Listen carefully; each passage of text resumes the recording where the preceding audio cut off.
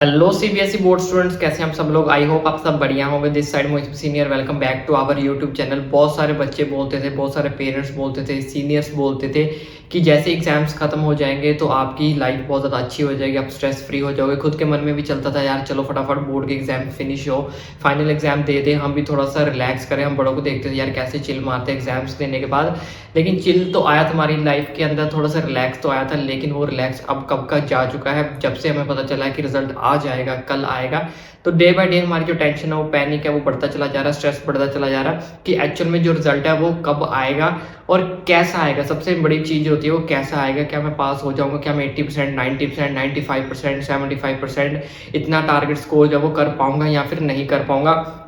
तो इसी तरह से सोशल मीडिया के ऊपर एक बहुत तेजी से बात वायरल हो रही है कि जो रिजल्ट है वो आपका 12 मई को जब वो आने वाला है। तो आज की वीडियो के अंदर मैं आपको बताऊंगा इस बात के अंदर कितनी सच्चाई है कितनी नहीं है, कि 12 मई को एक्चुअल में आपका रिजल्ट आएगा या फिर नहीं आएगा।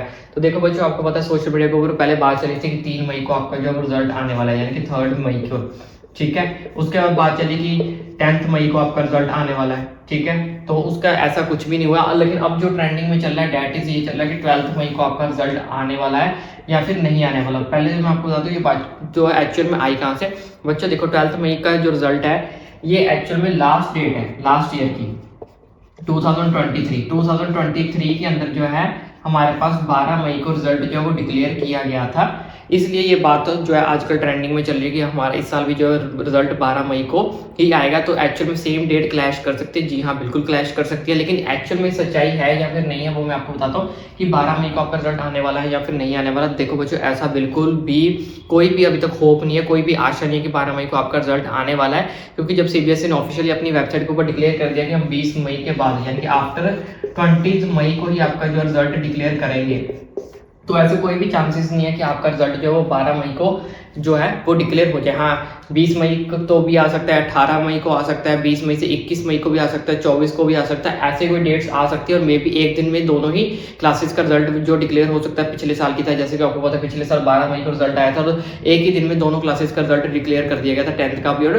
12th का भी। इस तरह से भी चांसेस पॉसिबल है, लेकिन अगर 12 मई की बात करें तो 12 मई को अभी कोई भी फिलहाल के लिए चांसेस नहीं है। कुछ बच्चे सोच रहे हैं संडे को तो वैसे भी रिजल्ट नहीं आता। देखो बच्चों, ऐसा कुछ नहीं होता। अगर रिजल्ट आना होता है तो संडे को भी आ जाता है, शाम को भी आ जाता है, तो इट इज़ नॉट कंपलसरी। अगर आपको विश्वास नहीं होता तो आप देखना पिछले 1-2 साल में नीट का जो रिजल्ट है रात के दोनों 10-10 बजे भी डिक्लेयर हुआ है, 11 बजे। तो आप इस चीज़ की आशा जो अपने माइंड से निकाल देना कि नहीं भाई संडे है, संडे को रिजल्ट नहीं आ सकता, तो ऐसा कुछ नहीं होता। ये सब कुछ सिस्टम अपडेट करता है, सिस्टम के थ्रू ही आपका रिजल्ट जो है वो आउट होना है।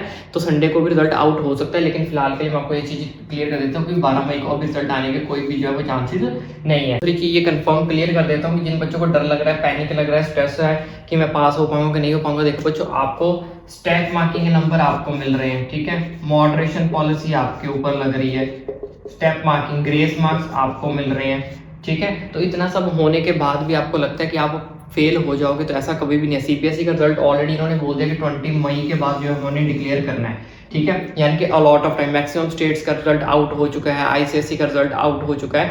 तो सीबीएसई ने इतना डिले क्यों किया है, इसका भी कुछ रीजन होगा, तभी सीबीएसई ने डिले किया, क्योंकि सीबीएसई कभी भी नहीं चाहता कि हमारा जो रिजल्ट है वो खराब है। और उल्टा सीबीएसई के पास टाइम मिल गया, सीबीएसई को ये चीज ऑब्जर्व करने का टाइम मिल चुका है कि आईसीएसई ने रिजल्ट निकाल दिया तो उनका रिजल्ट कितना % पे निकला है, स्टेट बोर्ड जो रिजल्ट निकाल रहे हैं वो कितने % पे निकल रहे हैं। तो सीबीएसई उनके हिसाब से अपने रिजल्ट को डिक्लेयर करेगी, तो कभी उनका रिजल्ट जो है उनसे डाउन नहीं होगा। जैसे कि आपको पता है 99.47% जो रिजल्ट रहा है आईसीएसई बोर्ड का, तो आपको लगता है कि सीबीएसई जो है वो इतना डाउन रिजल्ट डिक्लेयर करेगी कि उनकी इंसल्ट हो जाए आईसीएसई बोर्ड के सामने? तो ऐसा बिल्कुल भी नहीं होता, जबकि इनके बीच में दोनों के बीच में हार्ड एंड टफ कंपटीशन रहता है। तो जहां तक मेरी एक्सपेक्टेशन है तो इस साल का जो रिजल्ट है वो 95% से प्लस ही रहने वाला है, यानी कि मैक्सिमम जो बच्चे हैं वो पास होने वाले हैं।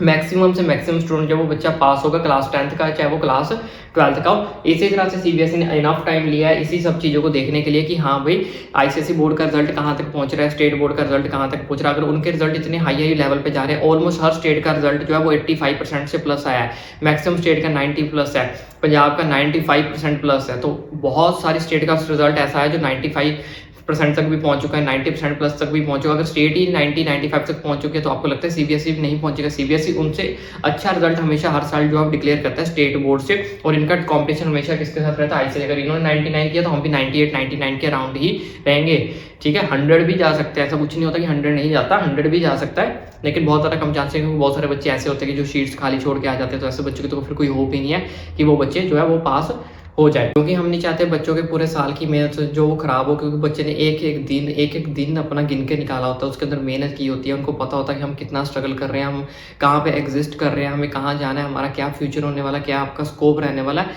बहुत सारे बच्चे इसके अंदर कन्फ्यूज भी रहते हैं। तो उन्हीं बच्चों को मैं एक चीज़ बोलना चाहूँगा कि जिन बच्चों ने तो ऑलरेडी डिसाइड कर चुका है कि हम ये स्ट्रीम चूज़ करने वाले हैं या फिर ये स्टडी आगे करने वाले हैं, तो बच्चों बिना टेंशन लिए अपने रिजल्ट की, अपने आगे की स्टडी के ऊपर कॉन्सेंट्रेट करो, फोकस करो, उनके सिलेबस को अच्छे से अंडरस्टैंड करो, क्योंकि टाइम कभी नहीं रुकता, ठीक है। तो टाइम को वेस्ट मत करो। अगर आप 11th में हुए तो 11th की जो आपने स्ट्रीम चूज़ किया, आर्ट्स लिए, कॉमर्स लिए, मेडिकल लिए, पीसीएम, पीसीबी, जो भी आपने स्ट्रीम चूज़ किया, उनके सब्जेक्ट को समझो, सिलेबस को समझो कि कैसा सिलेबस आने वाला है, कैसे क्वेश्चन आपसे पूछे जाने वाले हैं, उनके बारे में नॉलेज इकट्ठा करो, स्किल्स इकट्ठा करो, क्योंकि ये नॉलेज स्किल्स ही आपकी आगे जो फ्यूचर में काम आने वाली है। और जो बच्चे 12th के एग्जाम जिन बच्चों ने दिए हैं, तो उनको भी मैं एक छोटी सी यही रिक्वेस्ट करना चाहूँगा कि आने वाले जो भी आपका नेक्स्ट पड़ाव अब आपका शुरू होने वाला, कॉलेज लाइफ आपकी शुरू होने वाली है, तो आप देखो अपने लिए कौन सा आपका कॉलेज बेस्ट रहेगा, कौन सा कॉलेज आपको कितना पैकेज दे सकता है, क्या आपकी प्लेसमेंट रहने वाली है वहाँ पे, किस कॉलेज के अंदर आपको जाना है, दूर वाले में जाना है, दूसरी स्टेट में जाना है, खुद की स्टेट में रहना है, उनकी दूसरी स्टेट का क्या प्रोसीजर, अपनी स्टेट का क्या प्रोसीजर है, क्योंकि हर स्टेट के अपने अपने प्रोसीजर्स भी होते हैं कुछ कॉलेजेस के।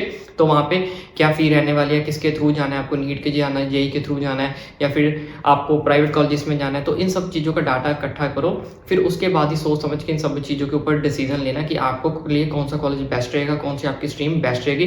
क्योंकि ये लाइफ के ऐसे डिसीजन होते हैं जिनको हम बार बार रिपीट नहीं कर सकते। जो डिसीजन एक बार अगर आपने चूज़ कर लिया, तो वही डिसीजन आपका लाइफ टाइम तक, मरते दम तक आपके साथ जो चलेगा, वही पोस्ट, वही डेजिग्नेशन, वही फील्ड जो आपके साथ हमेशा जो है आपके साथ रहेगी। इसलिए इस जो मौके को, इस टाइम को कभी भी वेस्ट मत करें। रिजल्ट जैसा आना है वो वैसा ही आना है, उसको अब आप चेंज नहीं कर सकते, लेकिन आने वाला फ्यूचर जो आपके हाथ में अभी होने वाला है, आप उसको ज़रूर चेंज कर सकते हो अपनी स्ट्रीम्स को चूज़ करके, अपने कॉलेजेस को चूज़ करके। तो डेफिनेटली मैं आपसे यही रिक्वेस्ट करूँगा कि आप अपनी स्ट्रीम्स, क्लास 10th वाले और क्लास 12th वाले, अपने कॉलेजेस को और किस फील्ड के अंदर आपको जाना, इन सब चीज़ों के ऊपर जो है वो कॉन्सेंट्रेट ज़्यादा से ज़्यादा करें। मेरे रिलेटेड कोई हेल्प चाहिए आपको तो ओपनली मुझे नीचे कमेंट करके भी पूछ सकते हो।